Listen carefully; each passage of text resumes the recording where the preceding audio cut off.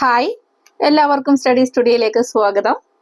ഇന്ന് നമ്മൾ നോക്കുന്നത് LDC, LGS സിലബസ് ബേസ് ചെയ്തിട്ടുള്ള SCRT പാഠഭാഗങ്ങൾ പഠിച്ചു തുടങ്ങി എന്നുള്ളതാണ്. അതിൽ കേരള ഭൂമിശാസ്ത്രവുമായി ബന്ധപ്പെട്ട് 5ാം ക്ലാസ്സിലെ 10ാമത്തെ ചാപ്റ്ററായ കേരളക്കരയിലാണ് ഇപ്പോൾ നോക്കുന്നത്. ഈ ചാപ്റ്ററിലെ ഫുൾ പോയിന്റുകൾ ഉൾപ്പെടുത്തിയാണ് വീഡിയോ ചെയ്യുന്നത്. കേരളത്തിന്റെ സ്ഥാനം, ഭൂപ്രകൃതി, കാലാവസ്ഥ, നദികള്, കായലുകള്, തടാകങ്ങള്, അതുപോലെ കൃഷി, ഗതാഗതം എന്നിവയൊക്കെ കുറിച്ചുള്ള അടിസ്ഥാന വിവരങ്ങളാണ് ഈ ചാപ്റ്ററിൽ നിന്ന് നമുക്ക് ലഭിക്കുന്നത്. അപ്പൊ നമുക്ക് സ്റ്റാർട്ട് ചെയ്യാം. കേരളക്കരയിൽ ഇന്ത്യയുടെ തെക്കേ അറ്റത്തായി കിഴക്ക് പശ്ചിമഘട്ടത്തിനും പടിഞ്ഞാറ് അറബിക്കടലിനും ഇടയിൽ സ്ഥിതി ചെയ്യുന്ന ഭൂപ്രദേശമാണ് കേരളം. അപ്പൊ കേരളത്തിന്റെ സ്ഥാനമാണ് പറഞ്ഞേക്കുന്നത്. ടെക്സ്റ്റില് കേരളത്തിന്റെ രാഷ്ട്രീയ ഭൂപടം തന്നിട്ടുണ്ട്. ഇന്ത്യയുടെ തെക്കേ അറ്റത്തായിട്ട് കിഴക്ക് പശ്ചിമഘട്ടത്തിനും പടിഞ്ഞാറ് അറബിക്കടലിനും ഇടയിൽ സ്ഥിതി ചെയ്യുന്ന ഭൂപ്രദേശമാണ് കേരളം. കേരളവുമായി അതിർത്തി പങ്കിടുന്ന സംസ്ഥാനങ്ങൾ ഏതൊക്കെയാണ്? തമിഴ്നാടും കർണാടകയുമാണ്. കേരളവുമായി അതിർത്തി പങ്കിടുന്ന സംസ്ഥാനങ്ങളാണ് തമിഴ്നാടും കർണാടകയും. കേരളത്തിന്റെ തെക്ക് കിഴക്ക് ഭാഗത്തായിട്ട് തമിഴ്നാടും വടക്ക് കിഴക്ക് ഭാഗത്തായിട്ട് കർണാടകയും അതിർത്തി പങ്കിടുന്നു. കേരളത്തിലെ ആകെ ജില്ലകൾ എത്രയാണ്? ആകെ 14 ജില്ലകളാണ് കേരളത്തിലുള്ളത്. അതിൽ ഏറ്റവും ചെറിയ ജില്ലയാണ് ആലപ്പുഴ. കേരളത്തിലെ ഏറ്റവും ചെറിയ ജില്ലയാണ് ആലപ്പുഴ. ഏറ്റവും വലിയ ജില്ല ഇടുക്കിയാണ്. 2023 എറണാകുളം ജില്ലയിലെ കുറച്ച് ഭാഗങ്ങള് ഇടുക്കി ജില്ലയോട് ചേർത്തതിനു ശേഷം ഏറ്റവും വലിയ ജില്ല എന്ന സ്ഥാനം ഇടുക്കി നേടുകയുണ്ടായി. 2ാമത്തെ വലിയ ജില്ലയാണ് പാലക്കാട്.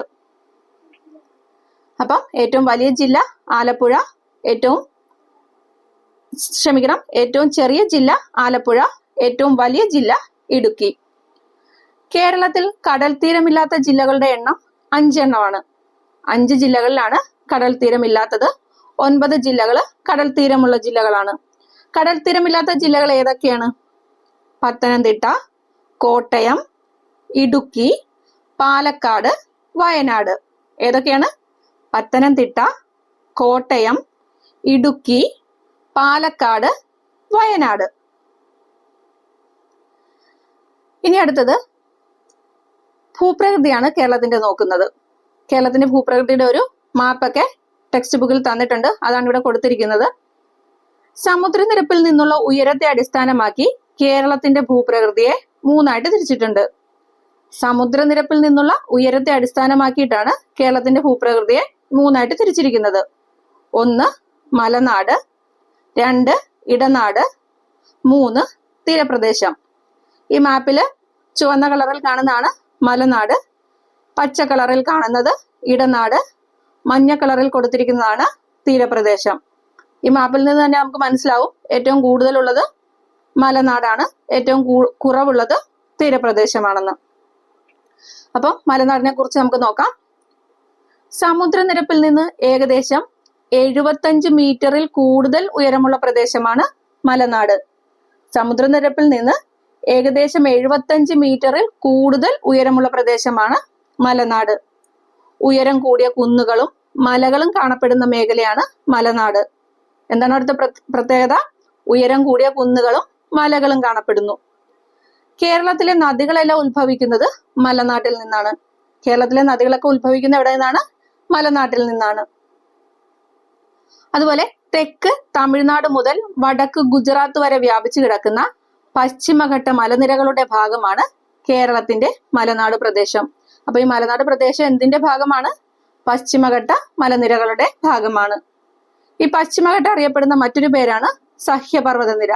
പശ്ചിമഘട്ടം കേരളത്തിൽ അറിയപ്പെടുന്ന മറ്റൊരു പേരാണ് സഹ്യപർവ്വതനിര.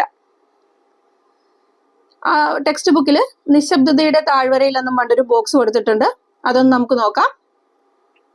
പാലക്കാട് ജില്ലയിലെ മണ്ണാർക്കാട് താലൂക്കിൽ ഉൾപ്പെടുന്ന പശ്ചിമഘട്ട വനപ്രദേശമാണ് സൈലന്റ് വാലി. അപ്പൊ സൈലന്റ് വാലിയെ കുറിച്ചാണ് ഇവിടെ പറയുന്നത്. സ്ഥിതി ചെയ്യുന്ന ജില്ല ഏതാ? സൈലന്റ് വാലി പാലക്കാട് ജില്ലയിലാണ്. താലൂക്ക് ചോദിച്ചാൽ മണ്ണാർക്കാട് താലൂക്കിലാണ്. ചീവീടുകൾ അപൂർവമായതുകൊണ്ടാണ് ഈ പ്രദേശത്തിന് സൈലന്റ് വാലി അഥവാ നിശബ്ദ താഴ്വര എന്ന പേര് വരാൻ കാരണം. അപ്പൊ ഇതിന് സൈലന്റ് വാലി അഥവാ നിശബ്ദ താഴ്വര എന്ന പേര് വരുവാൻ കാരണം എന്താണ്? ഇവിടെ ചീവീടുകൾ അപൂർവമായിട്ടേ ഉള്ളൂ. അതുകൊണ്ടാണ് ഇവിടെ സൈലന്റ് വാലി അഥവാ നിശബ്ദ താഴ്വര എന്ന് അറിയപ്പെടുന്നത്. വംശനാശ ഭീഷണി നേരിടുന്ന സിംഹവാലൻ കുരങ്ങുകൾ ഉൾപ്പെടെ നിരവധി സസ്യജന്തുജാലങ്ങളുടെ ആവാസ കേന്ദ്രം കൂടിയാണ് ഈ വനപ്രദേശം. അപ്പോൾ സൈലന്റ് വാലിയിൽ കാണപ്പെടുന്ന ഒരു ജീവിയാണ് എന്ത്? വംശനാശ ഭീഷണി നേരിടുന്ന സിംഹവാലൻ കുരങ്ങുകൾ. അടുത്തത് ഇടനാടാണ്. സമുദ്രനിരപ്പിൽ നിന്നും 7.5 മീറ്റർ മുതൽ 75 മീറ്റർ വരെ ഉയരമുള്ള ഭൂപ്രദേശങ്ങൾ ഉൾപ്പെടുന്നതാണ് ഇടനാട്.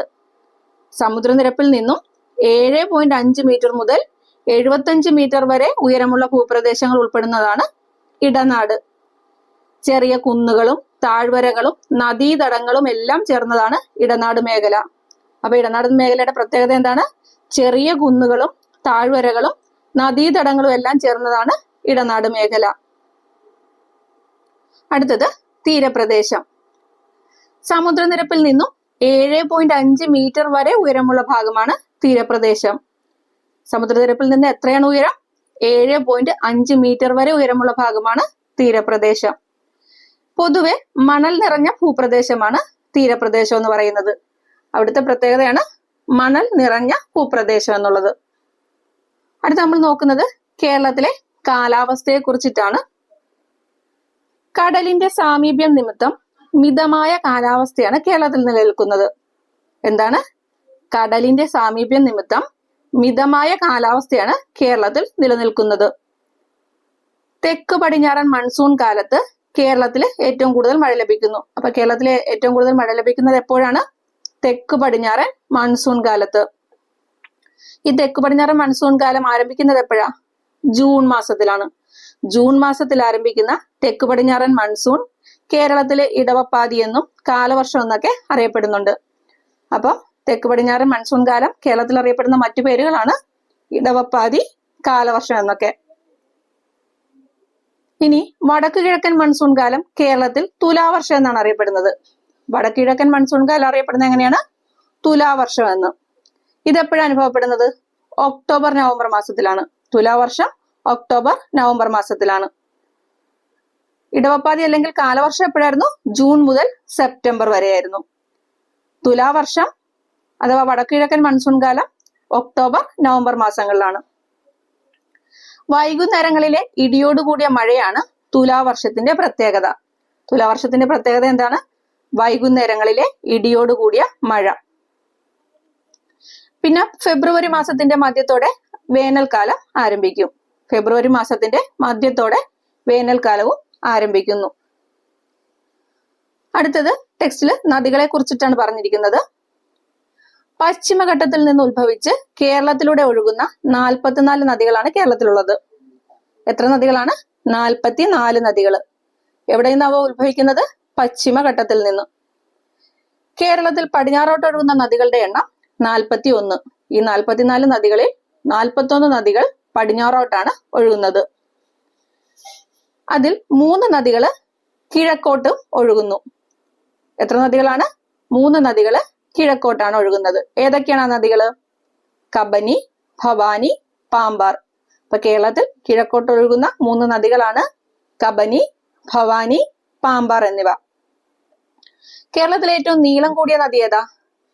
കേരളത്തിലെ ഏറ്റവും നീളം കൂടിയ നദിയാണ് പെരിയാറ്. നദിയുമായി ബന്ധപ്പെട്ട് പുനർജനി എന്ന് പറയുന്ന ഒരു ബോക്സ് കൂടെ SCERT-യിൽ തന്നിട്ടുണ്ട്. അതൊന്ന് നമുക്ക് വായിച്ചു നോക്കാം. 1/4 നൂറ്റാണ്ട് മുമ്പ് വറ്റി വരണ്ടു പോയ അട്ടപ്പാടിയിലെ കൊടുങ്ങരപ്പള്ളം പുഴ അതിന്റെ ഒഴുക്ക് വീണ്ടെടുത്തുകൊണ്ടിരിക്കുന്നു. ഏതാണ് പുഴ? കൊടുങ്ങരപ്പള്ളം പുഴ. എവിടെയാണത് ഒഴുകുന്നത്? അട്ടപ്പാടിയിലൂടെ. തമിഴ്നാട് അതിർത്തിയിലെ പെരുമാൾ മുടിയിൽ നിന്ന് ഉത്ഭവിച്ച് ഭവാനിപ്പുഴയിൽ എത്തിച്ചേരുന്ന പുഴയാണ് കൊടുങ്ങരപ്പള്ളം പുഴ. എവിടുന്നാണ്? തമിഴ്നാട് അതിർത്തിയിലെ പെരുമാൾ മുടിയിൽ നിന്ന് ഉത്ഭവിച്ച് എവിടെ ചെന്ന് ചേരും? ഭവാനിപ്പുഴയിൽ എത്തിച്ചേരും. ഏത് പുഴ? കൊടുങ്ങരപ്പള്ളം പുഴ. വനനശീകരണമാണ് പുഴയുടെ നാശത്തിന് വഴിതെളിച്ചത്. മഴക്കുഴികൾ, തടയണകൾ എന്നിവയുടെ നിർമ്മാണം, കാട് വെച്ച് പിടിപ്പിക്കൽ തുടങ്ങിയ പ്രവർത്തനങ്ങൾ മൂലം പുഴ നീരൊഴുക്ക് വീണ്ടെടുത്ത് അട്ടപ്പാടി പ്രദേശത്തുകൂടി വീണ്ടും ഒഴുകിക്കൊണ്ടിരിക്കുന്നു. അപ്പോൾ മഴക്കുഴികൾ, തടയണകളൊക്കെ നിർമ്മിച്ചും കാട് വെച്ച് പിടിപ്പിച്ചും ഒക്കെ പുഴ നീരൊഴുക്ക് വീണ്ടെടുത്ത് അട്ടപ്പാടി പ്രദേശത്തുകൂടി വീണ്ടും ഒഴുകി തുടങ്ങിയിട്ടുണ്ട്. അടുത്തത് കായലുകളെ കുറിച്ചാണ് പറഞ്ഞിരിക്കുന്നത്. എന്താണ് കായലുകൾ? കടലിനോട് ചേർന്ന് കാണപ്പെടുന്ന വലിയ ജലാശയങ്ങളാണ് കായലുകൾ. എന്താണ്? കടലിനോട് ചേർന്ന് കാണപ്പെടുന്ന വലിയ ജലാശയങ്ങളാണ് കായലുകൾ.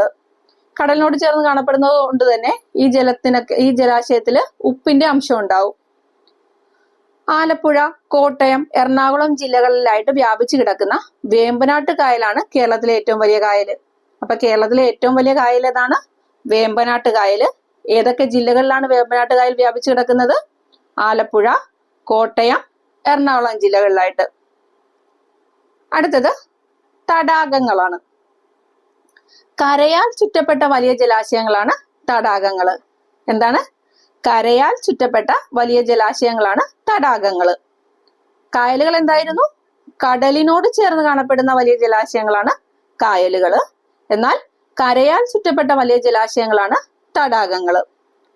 കൊല്ലം ജില്ലയിലെ ശാസ്താംകോട്ട തടാകമാണ് കേരളത്തിലെ ഏറ്റവും വലിയ ശുദ്ധജല തടാകം. കേരളത്തിലെ ഏറ്റവും വലിയ ശുദ്ധജല തടാകം ഏതാണ്? ശാസ്താംകോട്ട തടാകം. ശാസ്താംകോട്ട തടാകം സ്ഥിതി ചെയ്യുന്ന ജില്ല ഏതാണ്? കൊല്ലം ജില്ല. അടുത്തത് കൃഷിയെ കുറിച്ചിട്ടാണ്. തീരപ്രദേശങ്ങളില് തെങ്ങ്, നെല്ല് തുടങ്ങിയ വിളകളാണ് മുഖ്യമായും കൃഷി ചെയ്യുന്നത്. ഇപ്പൊ കേരളത്തിന്റെ തീരപ്രദേശങ്ങളിലെ പ്രധാന വിളകൾ ഏതൊക്കെയാണ്? തെങ്ങ്, നെല്ല്. ഇനി ഇടനാട്ടിലാണെങ്കിലോ?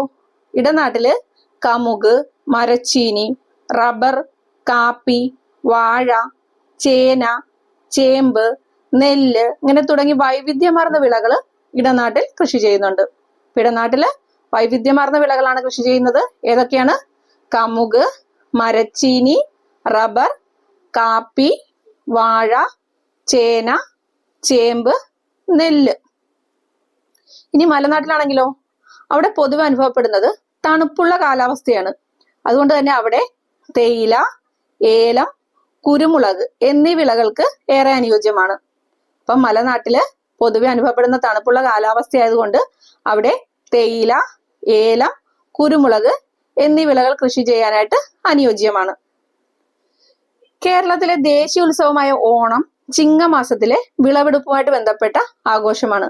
അപ്പം ഓണം എന്ന് പറയുന്നത് കേരളത്തിന്റെ ദേശീയ ഉത്സവമാണ്. അത് എന്തുമായിട്ടാണ് ബന്ധപ്പെട്ടിരിക്കുന്നത്? വിളവെടുപ്പുമായിട്ട് ബന്ധപ്പെട്ടിരിക്കുന്നു. അടുത്തത് ഗതാഗതം. കേരളത്തിലെ ഗതാഗതത്തെ കുറിച്ചാണ് പിന്നീട് ലാസ്റ്റ് ടെക്സ്റ്റിൽ പറഞ്ഞിരിക്കുന്നത്. കേരളത്തിൽ റെയിൽപാതകൾ ഇല്ലാത്ത ജില്ലകളാണ് ഏതൊക്കെ? ഇടുക്കിയും വയനാടും. ഇടുക്കിക്കും വയനാടിനും റെയിൽപാതകൾ ഇല്ല. ദേശീയപാതകൾ ഏറ്റവും കൂടുതലായി കടന്നു പോകുന്ന കേരളത്തിലെ ഭൂപ്രകൃതി വിഭാഗം ഏതാ? ദേശീയപാതകൾ ഏറ്റവും കൂടുതലായി കടന്നു പോകുന്ന കേരളത്തിലെ ഭൂപ്രകൃതി വിഭാഗമാണ് തീരപ്രദേശം. തീരപ്രദേശത്തൂടെയാണ് ഏറ്റവും കൂടുതൽ ദേശീയപാതകൾ കടന്നു പോകുന്നത്. കാരണം എന്താ? അവിടെ നിരപ്പായ ഭൂപ്രകൃതിയാണുള്ളത് അല്ലെ. ബാക്കിയുള്ളിടത്തൊക്കെയോ കുന്നുകളും മലകളും ഒക്കെയുള്ള സ്ഥലങ്ങളാണ് മലനാടും ഇടനാടും ഒക്കെ. തീരപ്രദേശം എന്ന് പറയുമ്പോൾ നിരപ്പായ ഒരു സ്ഥലമാണ്. അതുകൊണ്ട് റോഡ് നിർമ്മാണത്തിനൊക്കെ വളരെ ബുദ്ധിമുട്ടൊന്നും ഇല്ലാത്തതാണ്. എന്നാൽ റോഡ് ഗതാഗതം ഏറ്റവും കൂടുതലുള്ള കേരളത്തിലെ ഭൂപ്രകൃതി വിഭാഗങ്ങൾ എന്ന് പറയുന്നത് മലനാടും ഇടനാടുമാണ്. ദേശീയപാതകൾ ഏറ്റവും കൂടുതൽ കടന്നു പോകുന്നത് തീരപ്രദേശത്താണ്. പക്ഷെ റോഡ് ഗതാഗതം ഏറ്റവും കൂടുതലുള്ളത് മലനാട്ടിലും ഇടനാട്ടിലുമാണ്.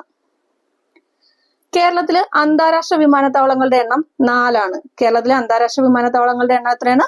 4. ഏതൊക്കെ ജില്ലകളിലാണത്? തിരുവനന്തപുരം, കൊച്ചി, കോഴിക്കോട്, കണ്ണൂര്. ഏതൊക്കെ ജില്ലകളിലാണ്? തിരുവനന്തപുരം, കൊച്ചി, കോഴിക്കോട്, കണ്ണൂര്. കേരളത്തിന്റെ ഒരു ഗതാഗത ഭൂപടവും ടെക്സ്റ്റിൽ തന്നിട്ടുണ്ട്. അപ്പോൾ ഇത്രയും വിവരങ്ങളാണ് നമുക്ക് 5ാം ക്ലാസ്സിലെ 10ാമത്തെ ചാപ്റ്ററിൽ നിന്ന് ഭൂമിശാസ്ത്രവുമായിട്ട് ബന്ധപ്പെട്ട് ലഭിക്കുന്നത്. ഈ ടെക്സ്റ്റിന്റെ ഫുൾ PDF വേണമെങ്കിൽ ഞാൻ PYQ സ്റ്റഡി സ്റ്റുഡിയോ എന്ന് പറയുന്ന ടെലഗ്രാം ചാനലിൽ ഇട്ടേക്കാം. ആവശ്യമുള്ളൊരു ആ ടെക്സ്റ്റ് ഫുൾ ഒന്ന് വായിച്ചു നോക്കണമെങ്കിൽ അങ്ങനെ നോക്കാവുന്നതാണ്. അതിലെ ഒരുവിധം എല്ലാ പോയിന്റ്സും ഇതിൽ ഉൾപ്പെടുത്തിയിട്ടുണ്ട്. നീട്ടി വലിച്ച് വായിച്ചില്ല എന്ന് മാത്രമേ ഉള്ളൂ. അപ്പോൾ നിങ്ങൾക്ക് ഇഷ്ടപ്പെട്ടെങ്കിൽ സപ്പോർട്ട് ചെയ്യുക. അടുത്ത വീഡിയോയുമായിട്ട് ഉടൻ വരാം. Thank you.